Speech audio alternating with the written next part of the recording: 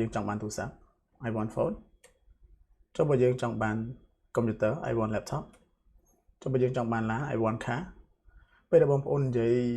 I want all the time ធុញអត់អញ្ចឹងនៅក្នុងមេរៀននេះខ្ញុំនឹងចែករំលែក clear ឬក៏ពាក្យបន្ថែមទៀតដើម្បីប្រើជំនួស I want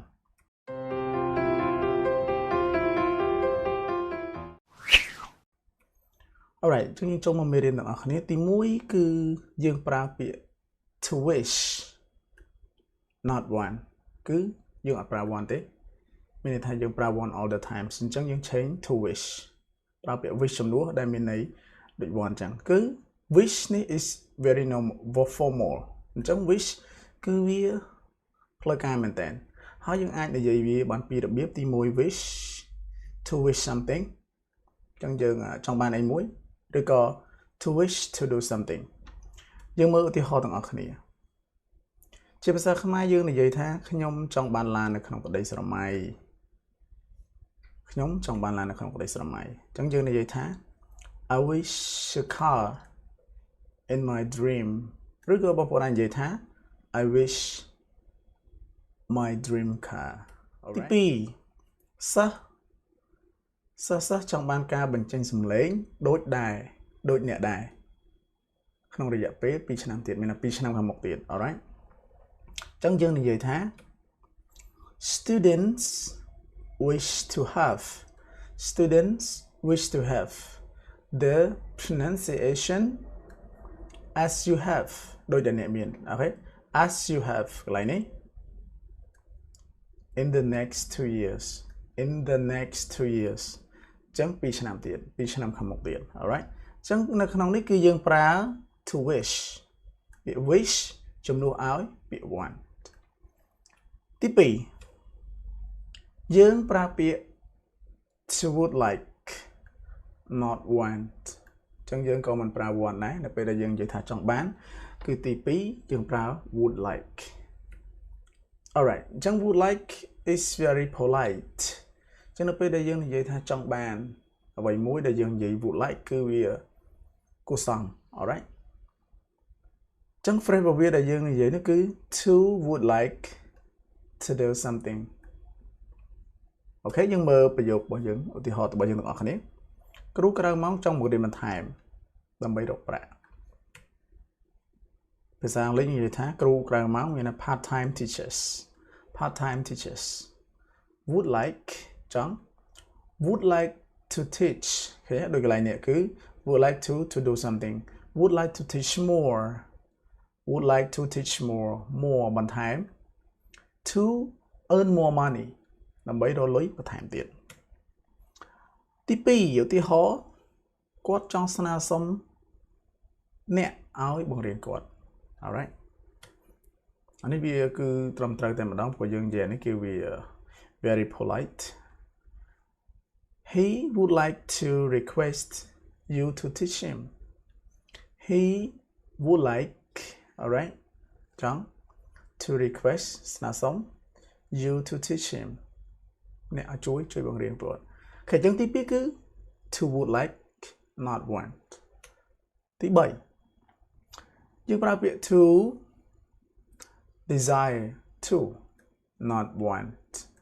ចឹងយើងប្រើពាក្យ to desire to យើងមើលការប្រើរបស់វាទាំងអស់គ្នាចឹង to desire to មានន័យថា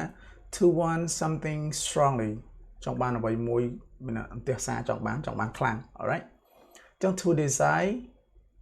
to do something នេះគឺជា phrase របស់វាដែលយើងត្រូវប្រើយើងមើលឧទាហរណ៍ទាំងអស់គ្នាគ្រប់គ្នាចង់ខ្លាយជាគ្រូបង្រៀនដ៏ឆ្នើម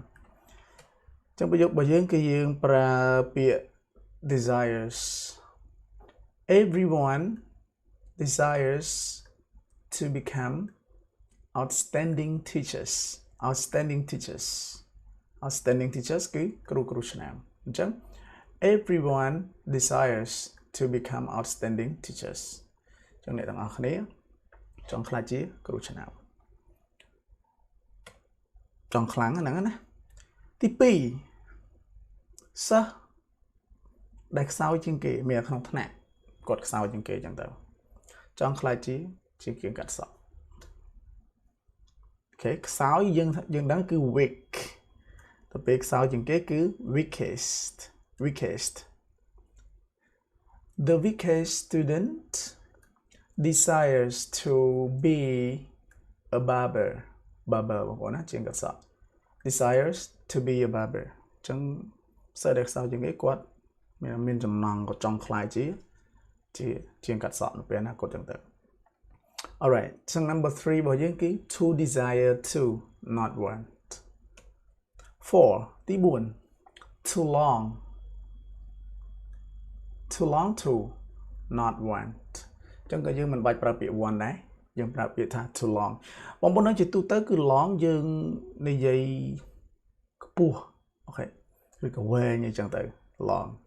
ប៉ុន្តែ long កន្លែងនេះគឺវាដើរតួជា verb បងប្អូនណាគេថាចាំចឹងជា verb ប្រែថាចង់ alright ចឹងយើងមាន phrase two phrases គំរូ phrase របស់យើងពីរដើម្បីយើងរៀនប្រើប្រាស់ពាក្យ long ដែលមានន័យថា one ទី1គឺ too long for something ចង់បានអីមួយ too long to do something ចង់ធ្វើអីមួយអូខេមើលឧទាហរណ៍របស់យើងនាងចង់មានវិស្សមកាលនៅឯមាត់សមុទ្រអូខេនាងចង់មានវិស្សមកាលនៅឯមាត់សមុទ្រអញ្ចឹងយើងនិយាយថា she longs for alright she longs for a sea vacation sea vacation គឺវិស្សមកាលឈប់សម្រាកនៅឯសមុទ្រទៅលេងសមុទ្រសម្រាប់ថ្ងៃវិស្សមកាលអញ្ចឹងទៅអូខេអញ្ចឹង she longs for a vacation a sea vacation ទី2ខ្ញុំចង់បង្រៀននៅអនុវិទ្យាល័យអូខេចឹងយើងនិយាយថា I long to teach at secondary school I long to teach at a secondary school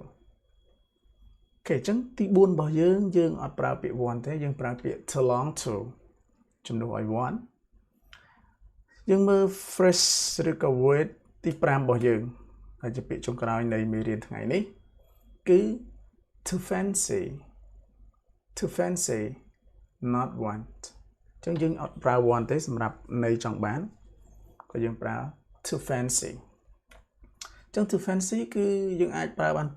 2ក្នុង phrase ឬក៏ក្នុង sentence គឺ to fancy something ចង់បានអីមួយពេញចិត្តអីមួយ alright and one more to fancy doing something ចឹងចំពោះ fancy នៅពេលដែលយើងប្រើ verb ខុស fancy គឺយើងដាក់ verb ing ឬក៏យើងនិយាយថា gerund អូខេបងប្អូនកុំមើលឧទាហរណ៍ទាំងអស់គ្នាខ្ញុំចង់បានកាហ្វេជារៀងរាល់ព្រឹក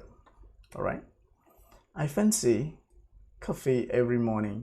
I fancy coffee every morning ចង់បានកាហ្វេចូលចិត្តកាហ្វេ alright ទី2ខ្ញុំចង់ទៅដើរលេងក្រៅប្រទេសខ្ញុំចង់ទៅដើរលេងក្រៅប្រទេសចឹងនិយាយថា I fancy visiting overseas I fancy visiting overseas ចឹងបងប្អូនឃើញទេគឺក្រោយ fancy នេះគឺយើងបូក gerund ឬក៏យើងហៅថា verb ing alright verb ing យ៉ាងមក alright អញ្ចឹងនៅក្នុងមេរៀនរបស់យើងនេះគឺមាន5 clear ឬក៏5ពាក្យនេះដើម្បីប្រើជំនួសឲ្យពាក្យ want ហើយ5ពាក្យនេះគឺ very formal បងប្អូនណាយើងអាចប្រើបានអរក្នុងវីដេអូនេះមានតែប៉ុណ្្នឹងទេដើម្បីចែកម្លែកបងប្អូនហើយសង្ឃឹមថាបងប្អូនទទួលបានចំណេះដឹងពីមេរៀនទាំងអស់នេះជួបខ្ញុំបន្តទៀតនៅក្នុងវីដេអូក្រោយបាទអរគុណ